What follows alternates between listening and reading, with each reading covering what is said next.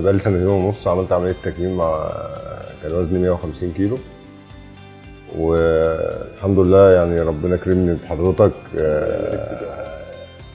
كعمليه وكاعراض بعد العمليه. الحمد لله مقارنه باي حد عامل عمليه، الحمد لله انا مش بيجي لي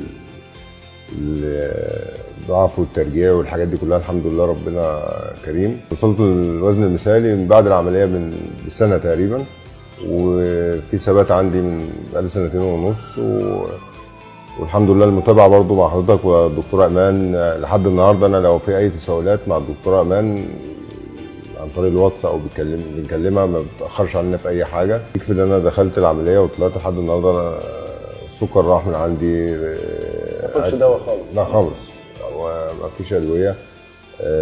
كذلك الحركه بتاعت الواحد، المشي. انت، انا عارف ان انت